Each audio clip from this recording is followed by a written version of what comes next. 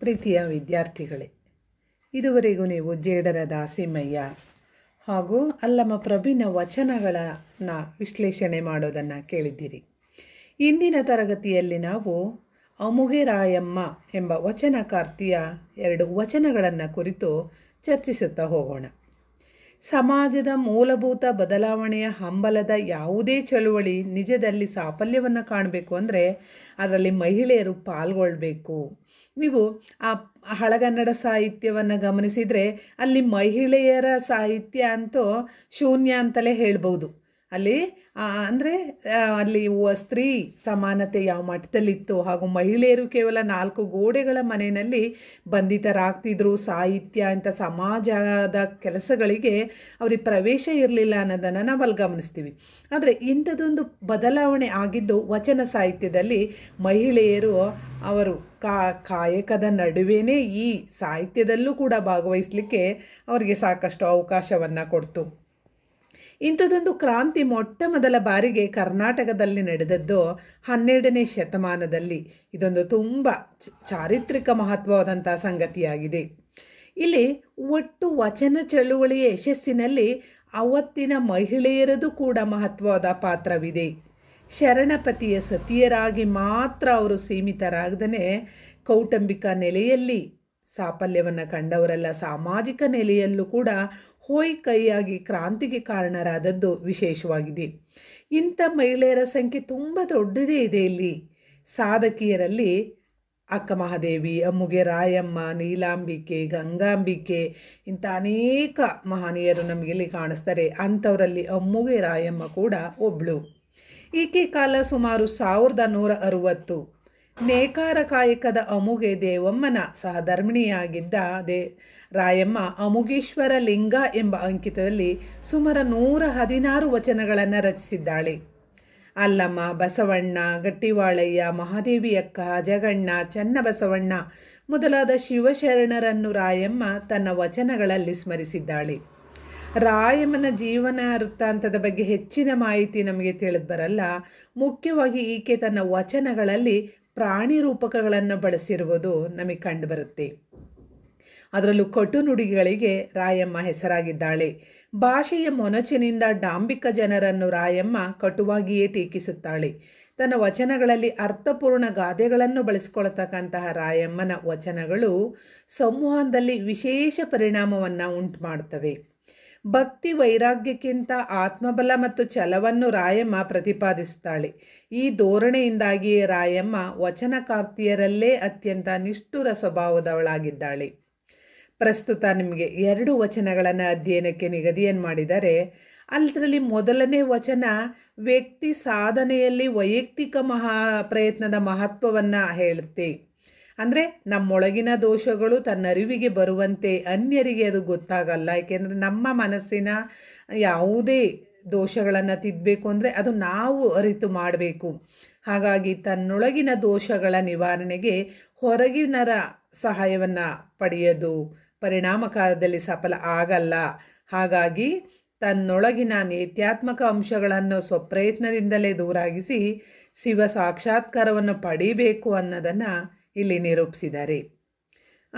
ಹಾಗೆ 2ನೇ ವಚನದಲ್ಲಿ ಕರ್ಮದಾಚೆಗಿನ, ಅದರಲ್ಲೂ ಕರ್ಮಕ್ಕೆ ಹೆಚ್ಚು ಪ್ರಾಜ್ಞತೆಯಿಂದ ವಚನ ಸಾಹಿತ್ಯದಲ್ಲಿ ಕೊಟ್ಟಿದ್ದನ್ನು ನಾವು ಕಾಣ್ತೀವಿ. ಕಾಯಕವೇ ಕೈಲಾಸ. ಕೇವಲ ಸಾಹಿತ್ಯ ರಚನೆಯನ್ನು ಮಾಡ್ತಾ ಅವರು ಕೇವಲ ಆಡಂಬರದ ತೋರಿಕೆ ಬದುಕನ್ನು ಬದುಕಿದವರಲ್ಲ ವಚನಕಾರರು. ಕೆಲಸದ ಜೊತೆಯಲ್ಲೇ ಅವರು ಇದನ್ನು ಸಾರ್ತಾ ಬಂದರು. ಹಾಗೆಯೇ ಇಲ್ಲಿ ಕೂಡ ಹಂಗುಗಳ ಆಚೆಗೆ ಸಾಗದೆ ಅಮುಗೇಶ್ವರ ಲಿಂಗವನ್ನು ಅರಿಲಿಕ್ಕಾಗಲ್ಲ. ಕೇವಲ ಲೌಕಿಕ ಕರ್ಮಗಳ ಆಚರಣೆಯಿಂದ ಸಾರ್ಥಕ್ಯವಿಲ್ಲ. ಶರಣನ ಮುಖ್ಯ ಗುರಿ ತನ್ನ ತಾನರಿಯುವುದೇ ಆಗಿದೆ. ಸಾಧನೆಗೆ ಸೋಪಾನವಾಗದ್ದನ್ನು ಆಶ್ರಯಿಸಿದರೆ ಜೀವನ ಸಾರ್ಥಕ್ಯವಿಲ್ಲ ಎಂಬುದನ್ನು ಈ ವಚನದಲ್ಲಿ ಅವ್ರು ಹೇಳ್ತಾ ಹೋಗ್ತಾರೆ. ನೀವೀಗ ಮೊದಲನೇ ವಚನವನ್ನು ಇಲ್ಲಿ ಗಮನಿಸಿದರೆ, ಎನ್ನ ಕಣ್ಣೊಳಗಳ ಕಟ್ಟಿಗೆಯ ಮುರಿವವ ನಾರನು ಕಾಣಿ, ಎನ್ನ ಕಾಲೊಳಗಣ ಮುಳ್ಳ ತೆಗೆವವ ನಾರನು ಕಾಣಿ, ಎನ್ನ ಅಂಗದಲಿಪ್ಪ ಅಹಂಕಾರವ ಸುಡುವವ ನಾರನು ಕಾಣೆ, ಎನ್ನ ಮನದಲಿಪ್ಪ ಮಾಯಾ ಪ್ರಪಂಚವ ಕೆಡಿಸುವವ ನಾರನು ಕಾಣೆನಯ್ಯ. ಆದ್ಯರ ವೇದ್ಯರ ವಚನಂಗಳಿಂದ ಅರಿದೆವೆಂಬರು ಅರಿಯಲಾರರು ನೋಡ.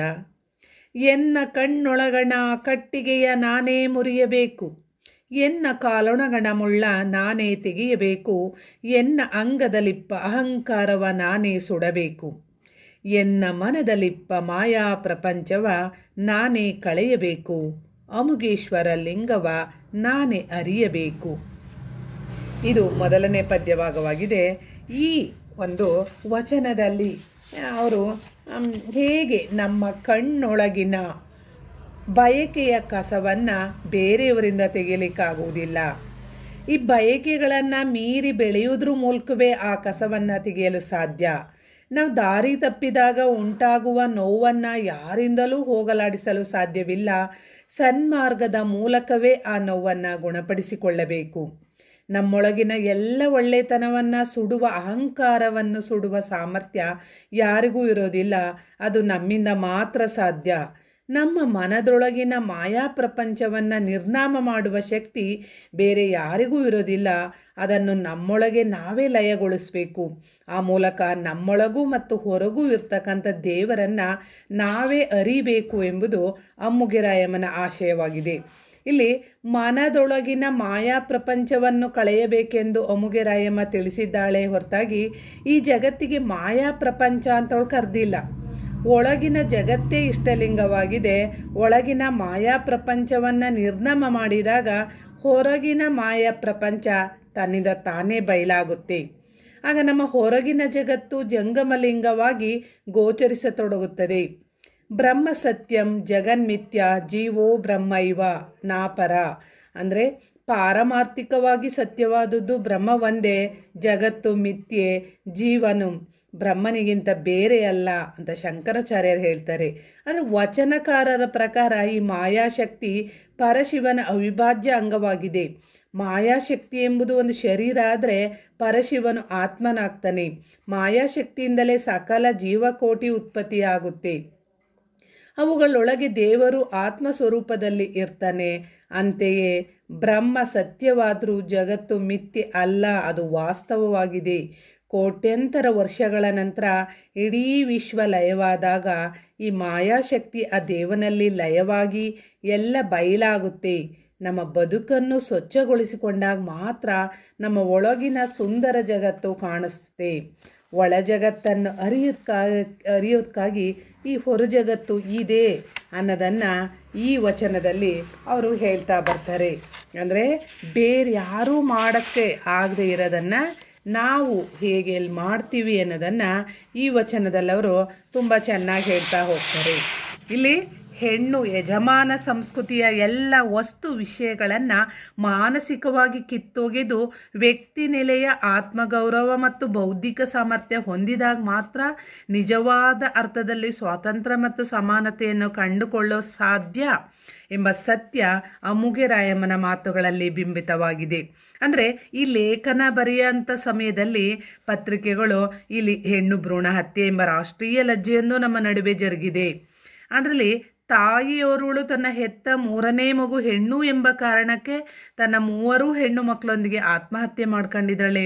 ಗಂಡು ಮಗು ಬೇಕೆಂಬ ಹುಚ್ಚಿಗೆ 84ರ ವೃದ್ಧ ಮತ್ತೊಂದು ಮದುವೆ ಆಗಿದ್ದಾನೆ. ದಿನನಿತ್ಯ ವರದಿಯಾಗ್ತಕ್ಕಂಥ ಇಂತಹ ಘಟನೆಗಳು ನಮ್ಮ ಸಮಾಜದ ಅನೇಕ ಕಡೆ ಅವು ಅಲ್ಲಿ ಕಾಣಿಸ್ತಿದ್ದೇವೆ. ಈ ಸಾಮಾಜಿಕ ಬಿಡುಗಡೆಯ ಜೊತೆಗೆ ಮಾನಸಿಕವಾಗಿ ಸ್ವಬಿಡುಗಡೆಯ ನೆಲೆಗಳನ್ನು ಹಲವಾರು ಶರಣೆಯರು ತಮ್ಮ ವಚನಗಳ ಮೂಲಕ ಸೂಚಿಸಿದ್ದಾರೆ. ವಚನಕರ್ತಿ ಅಮ್ಮುಗೆರಾಯಮ್ಮ ಪಿತೃ ಪ್ರಾಧಾನ್ಯತೆ, ಸ್ವಘೋಷಿತ ಆರೋಪಿತ ದಾಸ್ಯದಿಂದ ಬಿಡುಗಡೆಗೊಳ್ಳೋದು ಅತ್ಯಂತ ತುರ್ತಿನ ವಿಚಾರ ಅಂತ ಇವಳು ಸಾರಿ ಹೇಳಿದ್ದಾಳೆ. ಅಂದರೆ ಇದು ಲಿಂಗ ಕನ್ನಡಿಯನ್ನು ಹಿಡಿದಂತೆ ಇದೆ.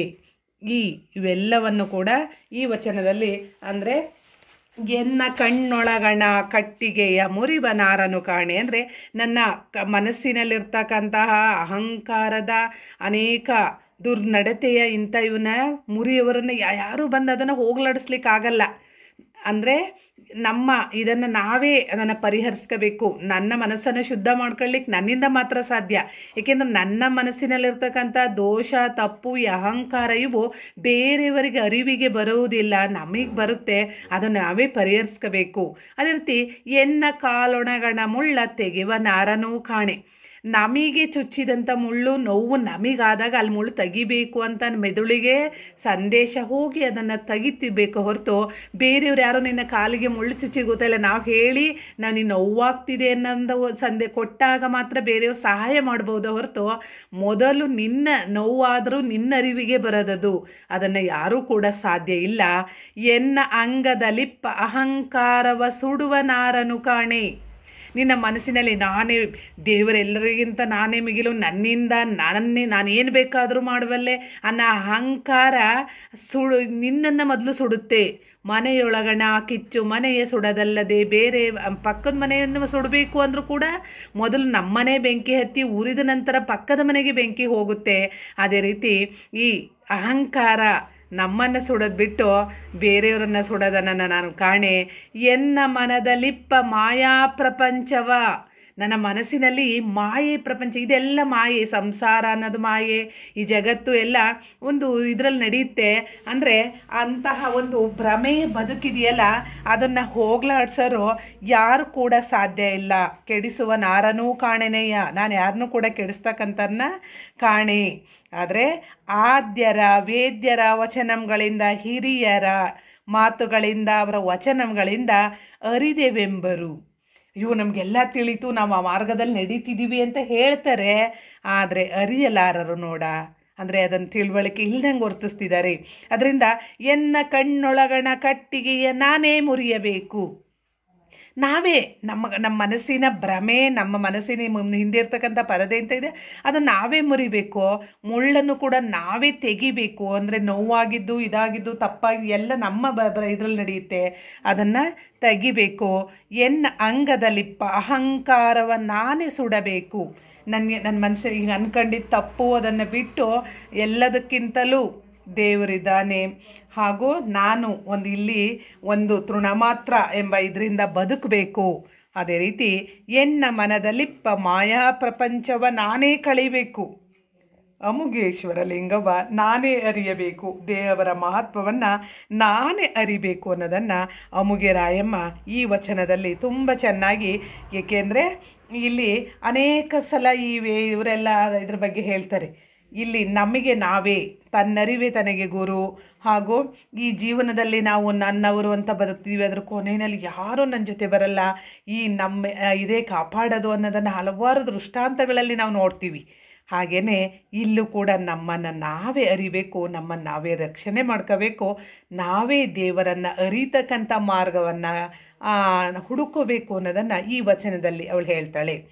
ಮುಂದೆ ಬಂದರೆ, ಆಕಾಶಕ್ಕೆ ಹಾರುವಂಗೆ ದೋಟಿಯ ಕೋಲ ಹಂಗೆ ತಕಯ್ಯ, ಭೂಮಿಯ ಸೋಕದೆ ನಡೆಯುವಂಗೆ ಭೂಮಿಯ ಹಂಗೆ ತಕಯ್ಯ, ತನ್ನ ತಾನರಿದಂಗೆ ಭಿನ್ನಾಣಿಗಳ ಮಾತೆ ತಕಯ್ಯ, ಅಗಮ್ಯವಾಗಿ ಚರಿಸುವಂಗೆ ಅಂಗನೆಯರ ಹಂಗೆ ತಕಯ್ಯ, ಅಮುಗೇಶ್ವರ ಲಿಂಗವ ನರಿದ ಶರಣಂಗೆ ಕಾವಿ ಕಾಶಾಂಬರವ ಹೊದ್ದು ತಿರುಗುವ ಕರ್ಮಿಗಳ ಹಂಗೆ ತಕಯ್ಯ.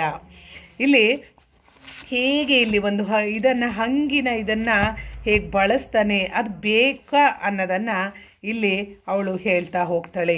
ಅಂದರೆ ಕರ್ಮದಾಚೆಗಿನ ಈ ಕೆಲಸವೊಂದಿನ ಆಚೆಗಿಂತ ಶಿವಧರ್ಮವನ್ನು ಸಾಧಿಸೋ ಬಗೆಯನ್ನು ಇಲ್ಲಿ ಹೇಳ್ತಾ ಹೋಗ್ತಾಳೆ. ಅಂದರೆ ಈ ಹಂಗುಗಳ ಆಚೆಗೆ ಹೋಗ್ದೇ ಈ ಅಮುಗೇಶ್ವರ ಲಿಂಗವನ್ನು ನಾವು ಅರಿಲಿಕ್ಕೆ ಸಾಧ್ಯವಿಲ್ಲ. ಅಂದರೆ ಇವೆಲ್ಲವನ್ನು ದಾಟಿ ಹೋಗಿ ದೇವರ ಸಾನ್ನಿಧ್ಯವನ್ನು ನಾವು ಪಡಿಬೇಕು. ಕೇವಲ ನಾವು ಈ ಲೌಕಿಕ ಈ ಪ್ರಪಂಚದ ಕೆಲಸ, ನಮ್ಮ ಈ ದಿನನಿತ್ಯ ಇದೇ ಪ್ರಪಂಚ, ಇದೇ ನನ್ನ ಸರ್ವಸ್ವ, ಹಣ ಮಾಡೋದೇ ದೊಡ್ಡದು, ಸ್ವಾರ್ಥ ಬದುಕು ಅಂತ ಬದುಕ್ತೀವಲ್ಲ, ಆ ಆಚರಣೆಂದೇ ಸಾರ್ಥಕ ಸಿಗಲ್ಲ. ಶರಣರ ಮುಖ್ಯ ಗುರಿ ತನ್ನ ತಾನರಿಯುವುದು. ನನ್ನನ್ನು ನಾನು ಮೊದಲು ಅರ್ಥಕೋಬೇಕು. ನಾನೇನು, ನಾನು ಯಾರು, ನಾನು ಇಲ್ಲಿ ಬಂದಂಥ ಕೆಲಸ ಏನು, ನಾನು ಹೇಗೆ ಬದುಕಬೇಕು, ಇಂಥ ಅರಿವು ನನ್ನಲ್ಲಿ ಬರಬೇಕು. ಈ ಸಾಧನೆಗೆ ಸೋಪಾನವಾಗದ್ದನ್ನು ಆಶ್ರಯಿಸಿದರೆ ಜೀವನ ಸಾರ್ಥಕ್ಯವಿಲ್ಲ ಅನ್ನೋದನ್ನು ಇಲ್ಲಿ ಹೇಳ್ತಾ ಹೋಗ್ತಾಳೆ. ಆಕಾಶಕ್ಕೆ ಹಾರುವಂಗೆ, ನಾನು ಆಕಾಶದಲ್ಲೇ ಹಾರ್ತೀನಿ ಅನ್ನನನಗೆ ಈ ಆ ದೋಣಿ ನಡೆಸ್ತಕ್ಕಂಥ ಕೋಲಿನ ಹಂಗೆ ಏತಕ್ಕೆ ಬೇಕು ಅವನಿಗೆ? ಆಕಾಶದಲ್ಲೇ ಹಾರ್ತೀನಿ ಏನಿಲ್ದೇ ಹಾರ್ಬೋದಲ್ಲ. ಈಗ ವಿಮಾನ, ಹೆಲಿಕಾಪ್ಟರ್ ಇವೆಲ್ಲ ಗಮನಿಸಿ, ಅದಕ್ಕೆ ಈ ಸಾಧನಗಳು ಬೇಕಿಲ್ಲ. ಅದು ಬೇಡ ಅಂದ್ರೆ ನಮ್ಗೆ ಅದರ ಅವಶ್ಯಕತೆ ಇಲ್ಲ. ಭೂಮಿಯ ಸೋಕದೆ ನಡೆದಂಗೆ ನಾವು ಎಲ್ಲ ಹೋದರೂ ಕೂಡ ನಮ್ಮ ಕಾಲು ಭೂಮಿ ಮೇಲೆ ಇರಬೇಕು ಅಂತ ಒಂದೊಂದು ಜನ ಬುದ್ಧಿ ಹೇಳ್ತಾರೆ ನಮ್ಮ ಗಿರಿಯರು. ಅಂದರೆ ನಮ್ಮ ಇದು ಇಲ್ಲೇ ಭೂಮಿ ಮೇಲೆ ಹೇಗೆ ನಡಿಬೇಕು ಅನ್ನೋದನ್ನು. ಹಾಗೆ ಭೂಮಿಗೆ ನನ್ನ ಕಾಲನ್ನು ಸೋಕ್ತಾನೆ ನಡಿತೀನಿ ಅನ್ನನನಗೆ ಈ ಭೂಮಿ ಹಂಗೇತಕ್ಕೆ? ಆ ಭೂಮಿಯ ಒಂದು ಒಂದು ಒಡನಾಟ ಇದು ಎಲ್ಲ ಏನಕ್ಕೆ ಬೇಕು ಅವನಿಗೆ? ಹಾಗೆ ತಾನರಿದವಂಗೆ, ನಾನು ಯಾರು, ನಾನು ಹೇಗೆ, ನನಗೇನು, ನನ್ನ ದೋಷಗಳೇನು, ನನ್ನ ಉತ್ತಮಾಂಶಗಳು ಇವೆಲ್ಲವನ್ನು ಅರಿತವಂಗೆ ಭಿನ್ನಾಣಿಗಳ ಮಾತೇತಕ್ಕೆ. ಭಿನ್ನಾಣಿಗಳು ಅಂದರೆ ಮೇಲೆ ಒಪ್ಪಿಸ್ಲಿಕ್ಕೆ, ಇದು ಮಾಡಲಿಕ್ಕೆ ಮಾತಾಡ್ತಕ್ಕಂಥವ್ರು. ಬೆಡಗು ಭಿನ್ನಾಣದ ಮಾತಾಡಿ ಎದುರುಗಡೆ ಒಂದು ಹಿಂದುಗಡೆ ಒಂದು ಅಂತ ಮಾತೇತಕ್ಕೆ. ನಾನು ಯಾರು ಅಂತ ನನಗೆ ಗೊತ್ತು. ನನ್ನ ಬಗ್ಗೆ 1000 ಹಿಂದುಗಡೆ ಬೆನ್ನ ಹಿಂದೆ ಎಷ್ಟು ಬೇಕಾದರೂ ಅವರು ಮಾತಾಡ್ಕೊಳ್ಳಿ, ದೂರಲಿ, ಅದರ ಅವಶ್ಯಕತೆ ಇಲ್ಲ. ನಾನು ಸರಿಯಾಗಿದ್ದೀನ, ನಾನು ಪ್ರಾಮಾಣಿಕನ, ನಾನು ಸತ್ಯದ ಪರವಾಗಿದ್ದೀನಿ, ಇಂತಹ ಒಂದು ಆತ್ಮ ಇದು ನಮಗಿದ್ರೆ ಬೇರೆ ಯಾರ ಹಂಗೂ ನಮಗೆ ಬೇಕಿಲ್ಲ, ಅಂಥವ್ರ ಮಾತು ಬೇಕಿಲ್ಲ. ಹಾಗೆಯೇ ಅಗಮ್ಯವಾಗಿ ಚರಿಸುವಂಗೆ, ಹಾಗೆ ಬೇರೆ ರೀತಿ ಅಗಮ್ಯವಾಗಿ ಚರಿಸ್ತಕ್ಕಂಥವನಿಗೆ ಅಂಗನೆಯರ ಹಂಗು ಏತಕ್ಕೆ? ಹಾಗೆ ಅಮುಗೇಶ್ವರ ಲಿಂಗವನ್ನರಿದ, ಇವಳ ಆರಾಧ್ಯ ದೇವಿ ಅಮುಗೇಶ್ವರ. ಆ ಕೊನೆಯಲ್ಲಿ ಅಮುಗೇಶ್ವರ ಲಿಂಗವನ್ನು ಸೇರದೆ ಇವಳ ಒಂದು ದೊಡ್ಡದಾಗಿದೆ. ಅಂತಹ ಲಿಂಗವನ್ನರಿದ ಶರಣಂಗೆ ಕಾಶಾಂಬುರವ ಹೊದ್ದು ತಿರುಗುವ ಕರ್ಮಿಗಳ ಹಂಗೇತಕ್ಕಯ್ಯ. ನಾನು ಶಿವನ ಅಮುಗೇಶ್ವರ ಲಿಂಗನ ಸಾನ್ನಿಧ್ಯವನ್ನು ಪಡೆದ ಮೇಲೆ ತೋರಿಕೆಯ ಕಾವಿ ಬಟ್ಟೆ ಇದನ್ನೆಲ್ಲ ಹಾಕೊಂಡು ಬದುಕ್ತಕ್ಕಂತಹ ಕರ್ಮಿಗಳ ಹಂಗಿನ ಅವಶ್ಯಕತೆ ಏನಿದೆ ಅನ್ನೋದನ್ನು ಈ ವಚನದಲ್ಲಿ, ಅಂದರೆ ಇವೆಲ್ಲ ಲೌಕಿಕ ಪ್ರಪಂಚದ ಇವೆಲ್ಲವನ್ನು ದಾಟಿ ನಾವು ಶಿವನ ಸಾನ್ನಿಧ್ಯವನ್ನು ಪಡಿಬೇಕು, ಅದಕ್ಕಾಗಿ ಏನು ಮಾಡಬೇಕು ಅನ್ನೋದನ್ನು ಈ ವಚನದಲ್ಲಿ ಅವಳು ಹೇಳ್ತಾ ಹೋಗ್ತಾಳೆ. ಅಂದರೆ ಇವೆರಡೂ ವಚನದಲ್ಲೂ ಕೂಡ ಅಮ್ಮುಗೆ ರಾಯಮ್ಮ ತುಂಬ ಚೆನ್ನಾಗಿ ತಮ್ಮನ್ನು ತಾವು ಅರಿಬೇಕು, ಮನಸ್ಸು ಮೂಲಕ ದೇವರನ್ನು ಕಾಣಬೇಕು, ಹೊರಗಿನ ನೋಟಕ್ಕೆ ನಾವು ಇದಾಗಬಾರ್ದು ಅನ್ನೋದನ್ನು ಎರಡೂ ವಚನಗಳಲ್ಲಿ ತುಂಬ ಚೆನ್ನಾಗಿ ವಿಶ್ಲೇಷಣೆಯನ್ನು ಮಾಡಿದ್ದಾಳೆ. ಧನ್ಯವಾದಗಳು.